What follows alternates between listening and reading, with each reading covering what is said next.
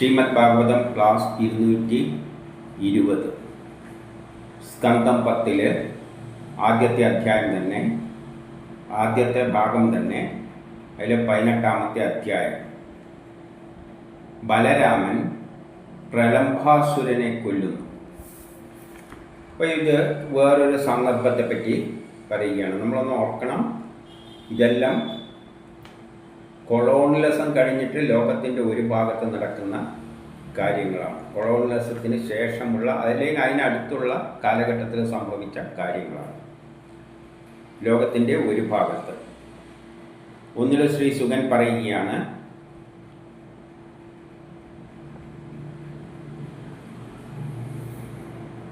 പിറ്റേ ദിവസം പിന്നൊരു ദിവസം പ്രഭാതത്തിൽ ശ്രീകൃഷ്ണൻ സ്വജനങ്ങളാൽ ചുറ്റപ്പെട്ടിട്ട് അവരാൽ വാഴ്ത്തപ്പെടുകയെല്ലാം ചെയ്തുകൊണ്ട്, അവരാൽ വാഴ്ത്തപ്പെടുക എന്ന് പറയുമ്പോൾ അവർ കൃഷ്ണൻ്റെ ചെയ്ത പ്രവർത്തികളെയെല്ലാം പ്രകീർത്തിച്ചുകൊണ്ട് അദ്ദേഹം എന്ത് ചെയ്തു? ഗോകുലത്തിലേക്ക് പോയി. ഈ വിധം അവർ ആരെല്ലാം? ശ്രീകൃഷ്ണനും പിന്നെ ആര്? ബലരാമനും. ബാക്കിയുള്ളവരോടെല്ലാം കൂടിയിട്ട്. അപ്പം ഈ വിധം അവർ രണ്ടുപേരും. അപ്പം ഈ രണ്ടുപേര് അവരെയാണ് ഉദ്ദേശിക്കുന്നത്. അമ്പാടിയിൽ വിഹരിച്ചു കൊണ്ടിരിക്കെ ഗ്രീഷ്മകാലം വന്നു. അപ്പോൾ ആ കാലത്ത് പക്ഷേ അമ്പാടിയുടെ അവസ്ഥ പറയാം. അമ്പാടിയിൽ ബലരാമനും ശ്രീകൃഷ്ണനും വസിക്കുന്ന വൃന്ദാവനത്തിൽ അതിൻ്റെ ആ ഒരു ഗ്രീഷ്മകാലത്തിൻ്റെ പ്രത്യേകതയൊന്നും അവിടെ ഉണ്ടായിരുന്നില്ല. കാരണം അവിടെ അവരുടെ വൃന്ദാവനത്തിൽ ശ്രീകൃഷ്ണനും ബലരാമനും വസിക്കുന്നത് കൊണ്ട് എന്ന് പറയുകയാണ്. അദ്ദേഹത്തിൻ്റെ ഗുണഗണങ്ങളാൽ ആ കാലം വസന്തകാലം പോലെ കാണപ്പെട്ടു. എല്ലായിടത്തും ഗ്രീഷ്മാണെങ്കിലും ഇവിടെ മാത്രം വസന്തകാലം പോലെയാണ് അനുഭവപ്പെട്ടത്. എന്തുകൊണ്ട്? ഇവരുള്ളത് കൊണ്ട് എന്ന നിലയിൽ. അതായത് അവിടെ എപ്പോഴും ഒരു നല്ലൊരവസ്ഥയാണ്, അന്തരീക്ഷമല്ല. കാരണം ചെടികളെല്ലാം ഇഷ്ടംമാതിരി വളരുന്നുണ്ട്. എന്തുകൊണ്ട് വളരുന്നുണ്ടെന്ന് പറയുന്നു, ആ മലയരുവികളുടെ പ്രവാഹത്താൽ മണ്ണട്ടകളുടെ ശബ്ദം പോലും കേട്ടില്ല എന്ന് പറയുകയാണ്. സാധാരണ മണ്ണട്ടകൾ ശബ്ദിക്കും, കാരണം ഇതൊന്നും അവിടെ കേൾക്കുന്നില്ല. കാരണം അരുവികൾ ഇങ്ങനെ ഒഴുകുന്നുണ്ട്. ആ അരുവികളാൽ അവിടെ പച്ച പിടിച്ച് കിടക്കുകയായിരുന്നു. അതുകൊണ്ട് തന്നെ അവിടെ എല്ലായിടത്തും പച്ച പുതച്ച് കിടക്കുകയാണ്, മണ്ണിലല്ല. അതുകൊണ്ട് ഈ ഒരു പ്രശ്നമേ ഇല്ല. എല്ലായിടത്തും അന്തരീക്ഷം നല്ല, ചെടികളെല്ലാം ഉണ്ടെങ്കിൽ പിന്നെ അന്തരീക്ഷം എന്തായിരിക്കും? നല്ല നിലയിൽ ആയിരിക്കും. ധാരാളം പച്ചപ്പുല്ലുകൾ നിറഞ്ഞിരിക്കുന്നു. ആ കാലത്ത് ഈ ഗ്രീഷ്മം വന്നപ്പോഴും ധാരാളം പച്ചപ്പുല്ലുകൾ നിറഞ്ഞിരിക്കുന്നു. അക്കാലത്ത് സൗഗന്ധികം, താമര, ആമ്പൽ എന്നീ പുഷ്പങ്ങളുടെ പൂമ്പൊടികളെല്ലാം വഹിച്ചുകൊണ്ട് മന്ദമാരുതൻ അങ്ങനെ അടിക്കുകയാണ്. ഈ ചെടികളിൽ നിന്നെല്ലാം വരുന്ന പൂക്കളുടെ മണം അടിച്ചങ്ങനെ ആ തെന്നലിൽ നാട് നീളെ പരന്നിരിക്കുകയാണ്. വേനൽക്കാലത്തെ പൊള്ളുന്ന സൂര്യപ്രകാശം വനവാസികൾക്ക് അതുകൊണ്ട് സംഭവിച്ചില്ല. ആ വേനൽക്കാലത്ത് പൊള്ളുന്ന സൂര്യനാണ് മറ്റുള്ള ദേശത്തെങ്കിലും ഇവർക്കൊന്നും അതൊന്നും അനുഭവപ്പെട്ടില്ല. 6. ആ നദികളുടെ അലകളാൽ കരകളിലും ചെളിമൺ തള്ളി അരുവിയിൽ വെള്ളം ഇങ്ങനെ ഒഴുകുമ്പോൾ അതിലുള്ള ചെളിയെല്ലാം എന്ത് ചെയ്യാണ്? 2 വശത്തെ ഭൂമിയിലേക്ക് മുഴുവൻ ചെളിയടിച്ച് കയറുകയാണ്. ചെളിയടിക്കുക എന്ന് പറഞ്ഞാൽ അത്രയും കുളിർമ. അപ്പം ഭൂമിയെ നനഞ്ഞു കിടക്കുന്നത് കൊണ്ട് ഈ ചളിയെല്ലാം അടിച്ചിട്ട് അങ്ങനെ 2 കരി ആയതുകൊണ്ട് സൂര്യരശ്മികൾക്ക് ആ തണുപ്പിനെയൊന്നും വലിച്ചെടുക്കാൻ പറ്റില്ല. സൂര്യൻ കത്തി ജ്വലിക്കുന്നുണ്ടെങ്കിലും ആ മണ്ണെല്ലാം നല്ല തണുപ്പിലായിരുന്നു 2 കരകളിലും ഉണ്ടായിരുന്നത്. വൃന്ദാവനത്തിൽ 7 പുഷ്പിച്ച ചെടികൾ, നാനാതരത്തിലുള്ള മൃഗങ്ങൾ പാടി നടക്കുകയാണ്. വണ്ടുകളും കുയിലുകളും എല്ലാം ചേർന്ന് അവിടെ അങ്ങനെ വണ്ടുകൾ മൂളുന്നു, കുയിലുകളുടെ പാട്ട് പാടുന്നു, അങ്ങനെ എല്ലാം നല്ലൊരു അവസ്ഥ. ഇനി 8 അമ്പിൽ അങ്ങനെ ഇരിക്കുന്ന കാലഘട്ടത്തിൽ ഒരു ദിവസം ബലരാമനും കൃഷ്ണനും ഗോപന്മാരും എല്ലാം കൂടിയിട്ട് പുല്ലാങ്കുഴ ഊതിക്കൊണ്ട് വൃന്ദാവനത്തിലെത്തി. അങ്ങനെ സുന്ദരമായ ആ ഒരു കാലാവസ്ഥയുള്ള സമയത്താണ് ബലരാമനും കൃഷ്ണനും മറ്റുള്ളവരും എല്ലാം കൂടി പുല്ലാങ്കുഴലിൽ ഊതിക്കൊണ്ട് അവിടെ എത്തിയിട്ട് അവർ എന്ത് ചെയ്യാണ്, അലങ്കൃതമായി അവർ നൃത്തം ചെയ്തു, പാട്ടുപാടി. അവർ എല്ലാ വേഷങ്ങളെല്ലാം അനുഷ്ഠിച്ചിട്ട് തന്നെയാണ് എല്ലാവരും വന്നിരിക്കുന്നത്. എന്നിട്ട് അവർ നൃത്തം ചെയ്യാൻ തുടങ്ങി. 10 പറയാണ്, കൃഷ്ണൻ നൃത്തം ചെയ്തു, ചിലർ പാട്ടുപാടി, ചിലർ പുല്ലാങ്കുഴലൂതി, മറ്റു ചിലർ പുകഴ്ത്തി പറയുക.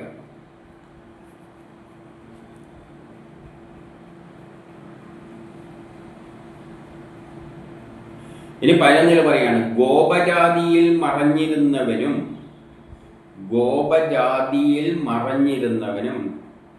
ഗോപാലരൂപം ധരിച്ചവരുമായ ദേവന്മാർ. അപ്പൊ ദേവന്മാരാണ് ഈ ഗോപന്മാരെല്ലാമായിട്ട് വന്നിരിക്കുന്നത്. യഥാർത്ഥത്തിൽ അവർ ഗോപന്മാരാണെങ്കിലും അവരെല്ലാം ദേവന്മാര് തന്നെ വന്നതാണ് ആ രൂപത്തിൽ. ഈ പറയുന്നതിൻ്റെ അർത്ഥം എന്താണെന്ന് വെച്ചാൽ ശ്രീഹരി തന്നെയാണ് നമ്മളെല്ലാമായിട്ട് മാറിയിരിക്കുന്ന എല്ലായിടത്തും. അപ്പം അവിടെ ഉള്ളതും നമ്മൾ അത് വിട്ടുപോകരുത്. കൃഷ്ണൻ വേറെ ഗോപന്മാർ വേറെ എന്ന ഒരു ചിന്താഗതിയിലേക്ക് വരരുത്. എല്ലാവരും ആ ശ്രീഹരി തന്നെയാണ്. ആ ഒരു മാനസികാവസ്ഥയിലാണ് അവർ നീങ്ങുന്നത്. ഭേദഭാവമില്ല. അങ്ങനെയുള്ളൊരു ലോകത്തേക്കാണ് കൃഷ്ണൻ 3-ാം ലോകമഹായുദ്ധത്തിന് ശേഷം, മഹാഭാരത യുദ്ധത്തിന് ശേഷം കൊണ്ടുപോകാൻ പോകുന്നത്. അല്ലെങ്കിൽ യാദവ കുലത്തെ എത്തിക്കുന്നത് അങ്ങനെയൊരു ലോകത്തേക്കാണ്. എല്ലാം ഈശ്വരന്മാരാണ്. അതുകൊണ്ട് ഭേദഭാവങ്ങളില്ല. അതുകൊണ്ടാണ് പറയുന്നത് ദേവന്മാരെല്ലാം ഈ രൂപത്തിൽ മറിഞ്ഞിരിക്കുന്നത്. ആ ശ്രീഹരി തന്നെയാണ് കൃഷ്ണനും ബലരാമനും എല്ലായിട്ട് നിന്നിരിക്കുന്നത്. അപ്പോൾ ഒരു ദേശം മുഴുവൻ, ആ ദേശം മുഴുവൻ യഥാർത്ഥത്തിൽ ശ്രീഹരിയുടെ ആൾക്കാർ മാതിരിയാണ് വന്നിരിക്കുന്നത്. എന്നിട്ടോ അപ്പോൾ ഒരു നടനെ മറ്റുള്ള നടന്മാർ എന്ന നിലയിൽ പുകഴ്ത്തുകയാണ്. ഒരു നടനെ മറ്റൊരു നടൻ എന്ന നിലയിൽ അവർ പരസ്പരം പുകഴ്ത്തുകയാണ്. അത് അവർ തമ്മിൽ ഭേദഭാവങ്ങളൊന്നും ഇല്ല എന്ന് തെളിയിക്കാൻ വേണ്ടിയാണ് ഇത്രയും പറയുന്നത്. അങ്ങനെയുള്ളൊരു സമൂഹമാണ് യാദവകുലം. അങ്ങനെയുള്ളൊരു ലോകമാണ് കൃഷ്ണൻ സൃഷ്ടിക്കാൻ ശ്രമിക്കുന്നത്. 11 കാതുവരെ വീണ് കിടക്കുന്ന ചുരുണ്ട കൊച്ചുമുടിയോടുകൂടിയ കൃഷ്ണൻ ചിലപ്പോൾ കൈകോർത്തുകൊണ്ട് മറ്റുള്ളവരോടൊപ്പം കൈകോർത്തുകൊണ്ട് വട്ടം തിരിയും. എല്ലാ കുട്ടികളെയും വെച്ചുകൊണ്ട്. അവിടെ ഒരു ജാതി വ്യത്യാസമോ മതവ്യത്യാസമോ ഒന്നും തന്നെ ഇല്ല. എല്ലാ കുട്ടികളുടെയും കൈ പിടിച്ചുകൊണ്ട് വട്ടത്ത് കറങ്ങും ചിലപ്പം കൃഷ്ണൻ. ചാട്ടം ചാടുക, മറിച്ചിടുക, ഒരുത്തം മറ്റവനെ പിടിച്ച് മറിച്ചിടുക, ദ്വന്ദ്വയുദ്ധം നടത്തുക, ഇങ്ങനെ കളികളിലെല്ലാം ഏർപ്പെട്ടു. ആ ഒരു ഐക്യം നമ്മുടെ നാട്ടില് എല്ലാ കുട്ടികൾക്ക്, അതും ആരാണ്?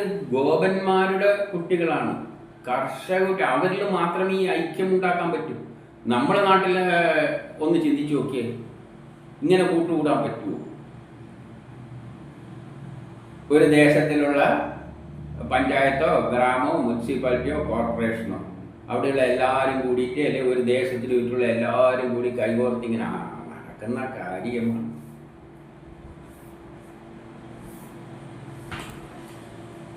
ഇതാണ് ഒരൊറ്റ മനസ്സായി ഏക മനസ്സായി ജീവിക്കാനുള്ള ഒരു വ്യവസ്ഥിതിയിലേക്കാണ് കൃഷ്ണൻ വിഭാവനം ചെയ്യുന്നത്. ഇങ്ങനെയൊരു ലോകമാണ്. ഇനി 12 ചിലപ്പോൾ മറ്റുള്ളവർ നൃത്തം ചെയ്യുമ്പോൾ ഇവർ പാട്ടുപാടും.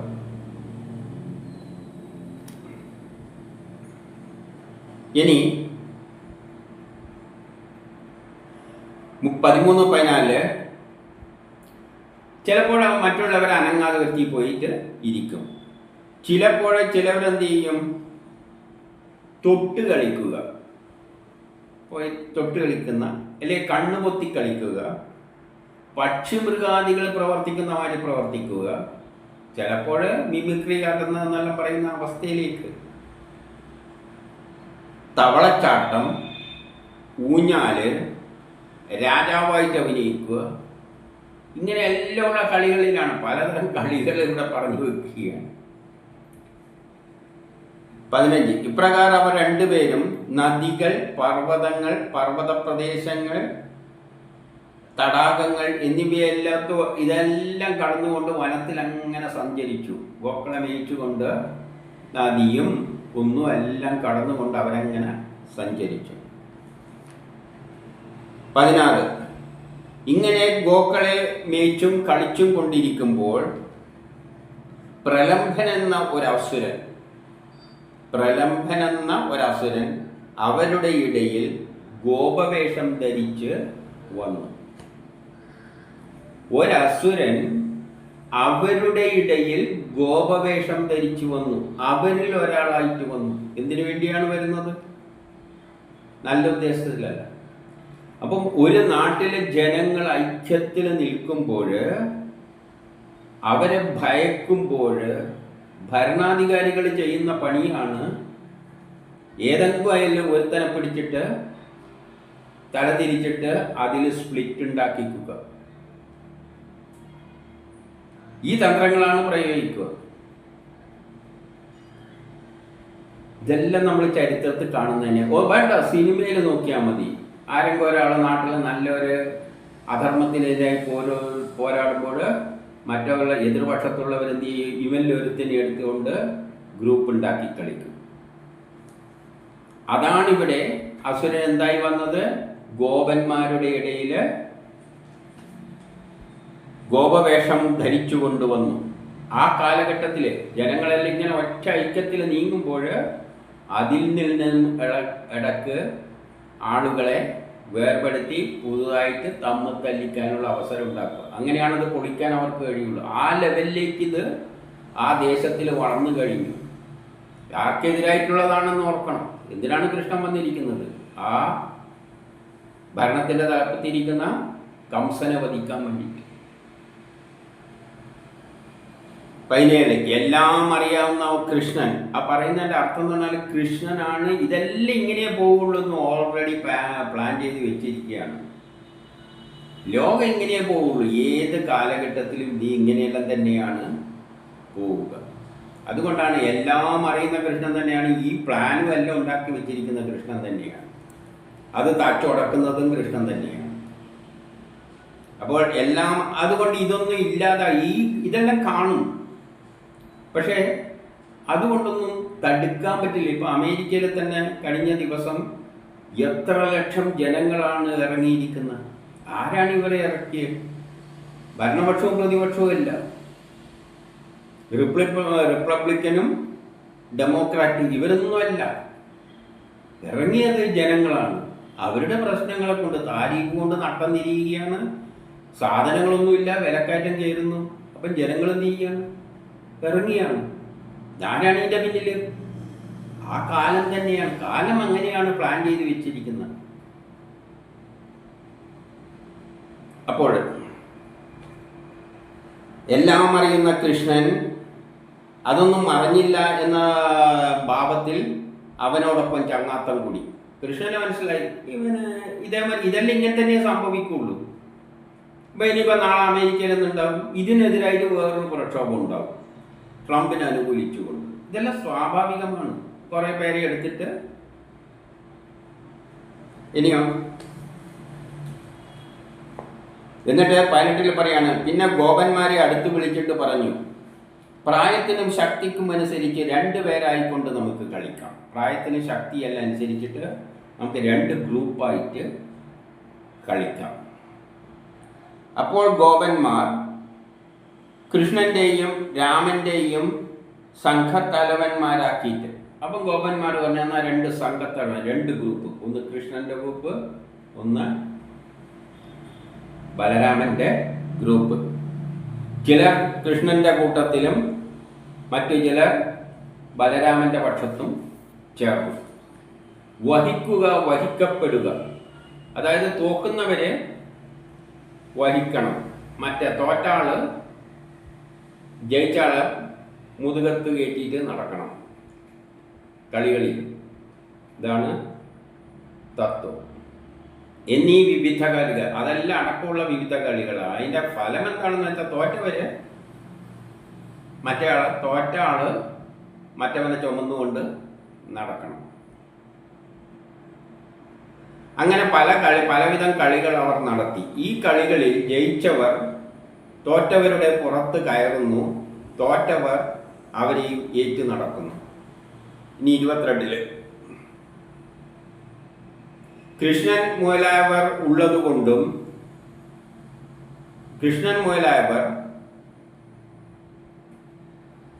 എടുക്കപ്പെട്ടുകൊണ്ടും വഹിച്ചുകൊണ്ടും അല്ലെങ്കിൽ വഹിക്കപ്പെട്ടുകൊണ്ടും എടുത്തുകൊണ്ടും എടുക്കപ്പെട്ടതുകൊണ്ടും കൃഷ്ണനും എല്ലാം ചിലപ്പോൾ തോറ്റതായിട്ട് അഭിനയിക്കും, മറ്റവരെ എടുത്ത് കിടക്കും. ചിലപ്പോൾ കൃഷ്ണൻ ജയിക്കും, അപ്പോൾ മറ്റവർ കൃഷ്ണനെ എടുത്ത്, കാരണം അതെല്ലാം ഒരു അഡ്ജസ്റ്റ്മെന്റ്. ഇതെല്ലാം ആ തരത്തിലാണ്. എടുത്തുകൊണ്ടും പശുക്കളെ മേച്ചുകൊണ്ടും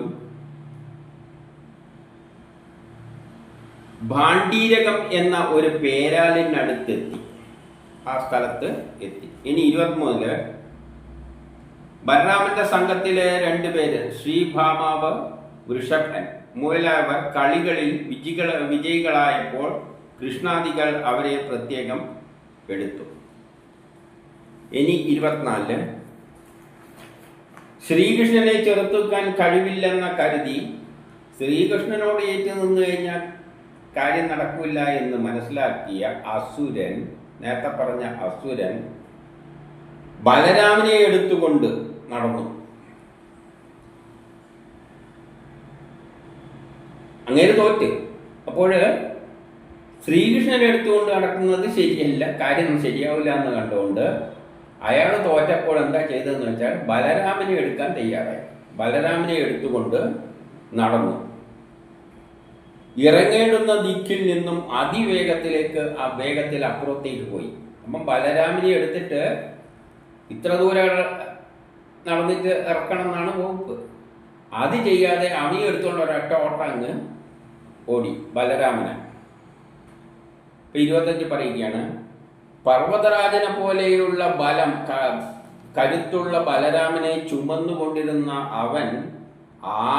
അവന്റെ ഗതിവേഗം നശിച്ചു. പർവ്വതത്തിന്റെ ഭാരന്മാരിയാണ് ബലരാമന്റെ ബലം അദ്ദേഹത്തിന് തോന്നിയത്. അപ്പോൾ ഓട്ടം ഭയങ്കര, അവനെയും കൊണ്ടങ്ങ് എടുത്ത് ഓടിക്കളയാമെന്നാണ് വെച്ചത്. പക്ഷേ കുറെ ഓടിയപ്പോൾ ആകെ തളർന്നുപോയി. ഇവന്റെ വെയിറ്റ് കൊണ്ട് താങ്ങാൻ പറ്റുന്നില്ല ബലരാമന്റെ. അതുകൊണ്ട് ഗതിവേഗം കുറഞ്ഞു. അപ്പോൾ അവൻ എന്ത് ചെയ്തു എന്ന് വെച്ചാൽ അവൻ്റെ ശരിയായ രൂപം കാട്ടിക്കൊടുത്തു. അവന്റെ രൂപം എന്താണെന്ന് വെച്ചാൽ സ്വർണ്ണ നിറം കണ്ടും 26 സ്വർണ്ണ നിറം കലർന്ന വസ്ത്രം, സ്വർണ്ണാഭരണങ്ങൾ, അത്രയും എല്ലാം സ്വർണത്തിന്റെ നിറം കലർന്ന വസ്ത്രങ്ങൾ, സ്വർണ്ണാഭരണങ്ങളെല്ലാം ധരിച്ചിട്ട് ആകാശത്തിൽ ചന്ദ്രൻ നിൽക്കുമല്ലോ, ഏത് ഇടിമിന്നലോടും കൂടി കാർമേഘങ്ങളുള്ള അവസരത്തിലെ ചന്ദ്രൻ നിൽക്കുകയാണ്. കാർമേഘങ്ങളെല്ലാം ഉണ്ട്, അതിൻ്റെ ഇടയ്ക്ക് മിന്നൽ പിളറുകളിൽ ഇങ്ങനെ പാറുന്ന തരത്തിലുള്ള പോലെയാണ് അവൻ ശോഭിച്ചത്. അത്രയും വലിയൊരു രൂപമാണ് അവിടെ പ്രത്യക്ഷപ്പെട്ടത്. ആരെ ഗോക്കളെ മേയ്ക്കുന്ന പയ്യനായിട്ട് വന്ന ഇവൻ. ഇതിൻ്റെ 27 പറയാണ്, വായുവേഗത്തിൽ ആ രൂപം മാറിയതിൻ്റെ ശേഷം പിന്നെ അവൻ വായുവേഗത്തിൽ ആകാശത്തിലൂടെ സഞ്ചരിച്ചിട്ട്, അപ്പം അവൻ്റെ ഭയങ്കര ദംഷ്ടങ്ങളുണ്ട്, ജ്വലിക്കുന്ന തലമുടിയെല്ലാം അങ്ങനെ ജ്വലിക്കുകയാണ്. കിരീടമെല്ലാം വെച്ചിട്ടുണ്ട്, കുണ്ടലങ്ങളും എല്ലാം ഉണ്ട്. ആ രൂപം കണ്ടപ്പോൾ ബലരാമൻ തന്നെ ആദ്യം ഒന്ന് അമ്പരന്ന് പോയി, ഇതെന്ത് ജീവി. എൻ്റെ 28 അനന്തരം ശ്രീ ബലരാമൻ യാഥാർത്ഥ്യബോധം കൈവന്നു. അപ്പോൾ പെട്ടെന്ന് പിന്നെ അവനെ ബോധം കൈവന്നു. പെട്ടെന്ന് ഇത് സംഭവിച്ചപ്പോൾ അന്തം വിട്ടുപോയി. പിന്നെ നിർഭയനായി, വേറെ ഭയമൊന്നും ഉണ്ടായില്ല. തന്നെ സംഘത്തിൽ നിന്നും വേർപെടുത്തി അപഹരിച്ചു വന്ന ശത്രുവിനെ, അപ്പോഴാണ് ഇവന് കാര്യം മനസ്സിലായത്. ചുമന്ന് നടന്നൊന്നുമല്ല, കളിയുടെ ഭാഗമായിട്ട് തന്നെ സംഘത്തിൽ നിന്നും വേർപെടുത്തിയിട്ട് ദൂരെ ഒറ്റക്ക് കൊണ്ടുപോയിട്ട് ശരിയാക്കേണ്ട പരിപാടി എന്ന നിലയിലാണെന്ന് അദ്ദേഹത്തിന് മനസ്സിലായി.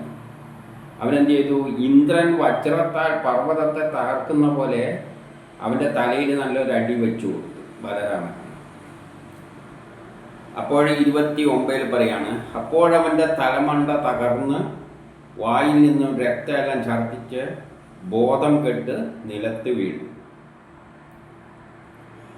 ഇനി 30 ബലരാമനാൽ അസുരൻ കൊല്ലപ്പെട്ടത് കണ്ട ഗോപന്മാർ നന്നായി നന്നായി എന്ന് വിളിച്ചു പറഞ്ഞു. എന്നിട്ട് അവനെ പുകഴ്ത്തിക്കൊണ്ടിരിക്കുകയും ചെയ്തു. ചിലവര് അത്ഭുതത്തോടെ നിൽക്കുകയും ചെയ്തു, ഇതെന്ത് സംഭവം. അപ്പോൾ ഇവിടെ സ്വന്തം ജനങ്ങൾ മുഴുവൻ ഒരൊറ്റ മനസ്സായിട്ട് ഏകോപിപ്പിച്ച് പോകുമ്പോൾ, ആ അവസ്ഥയിലേക്ക് എത്തുമ്പോൾ അതിൻ്റെ ഇടയ്ക്ക് ചിലവർ കയറി വരും. അതിൽ നിന്ന് തന്നെ ചിലവർ രൂപം ധരിച്ചുകൊണ്ട് അതിനെ പൊളിക്കാൻ വേണ്ടിയിട്ട്, ആ ശക്തിയെ പൊളിക്കാൻ വേണ്ടിയിട്ട്, ആ കൂട്ടായ്മയെ പൊളിക്കാൻ വേണ്ടിയിട്ട്. അത് കംസൻ്റെ ആളായിരിക്കും, കംസൻ്റെ പക്ഷത്തുള്ളവരായിരിക്കും. അങ്ങനെ ഉപയോഗിച്ചുകൊണ്ട് തന്നെയാണ് ലോകചരിത്രവും മുന്നോട്ടേക്ക് പോവുക. കാരണം ഒരു ഭാഗം ജനത്തിൻ്റെ കയ്യിലെടുക്കാതെ ഭരണാധികാരികൾക്ക് നിലനിൽക്കാൻ പറ്റില്ല. അപ്പം ഇവരെ നേരിടുക എന്ന് പറയുന്നത് വളരെ പ്രയാസമാണ്. കാരണം സ്വന്തം ആൾക്കാരാണ്. അവരത് വേറെ എന്തെങ്കിലും വല്ല നിയമങ്ങളെല്ലാം പറഞ്ഞുകൊണ്ടായിരിക്കും, നല്ല കാര്യങ്ങൾ പറഞ്ഞുകൊണ്ടായിരിക്കാറുണ്ട്. അപ്പം സാധാരണ പാവം ജനങ്ങൾക്ക് ഏത് പറയുന്ന ശരിയെന്ന് ആകെ ഒരു കൺഫ്യൂഷനാവും. അപ്പം ഇങ്ങനെയുള്ളവരെ ബലരാമന്മാർ പോലെയുള്ള ധീരരായ വ്യക്തികളാണ് തന്ത്രപൂർവം ഇല്ലാതാക്കുന്നത്. അതിൽ പിന്നെ കൃഷ്ണനോടുള്ള കാര്യമൊന്നുമില്ല. അത് ബലരാമനെ പോലെയുള്ള ശക്തിമാന്മാരായ ആൾക്കാർ തന്ത്രപൂർവം അത് കൈകാര്യം ചെയ്യും. അതാണ് ഇവിടെ പറഞ്ഞ് വെച്ചത്. ഇതെല്ലാം ലോകചരിത്രങ്ങളെല്ലാം പഠിക്കുന്നവർക്ക് പെട്ടെന്ന് ഈ പറയുന്നതിൻ്റെ അർത്ഥം, പണ്ട് വേദം പറയുമ്പോൾ പറയും കെമിസ്ട്രി പഠിച്ചവർ മറ്റവർ പഠിച്ചവർക്ക് പെട്ടെന്ന് മനസ്സിലാവുമെന്ന് പറയുന്ന പോലെ ചരിത്രം, ലോകചരിത്രം ശരിക്കും വീക്ഷിക്കുന്നവർക്ക് ഈ പറയുന്നതെല്ലാം പെട്ടെന്ന് മനസ്സിലാവും. ഇനി 31 പ്രേമപാരവശ്യത്താൽ പരലോകത്തിൽ പോയി തിരിച്ചു വന്ന പോലെയുള്ള അദ്ദേഹത്തെ എല്ലാവരും ആശ്ലേഷിച്ചു, ആശീർവദിച്ചു ചിലരെ.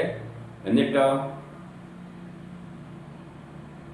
അവരെല്ലാം ബലരാമനെ പ്രശംസിക്കുകയും ചെയ്തു.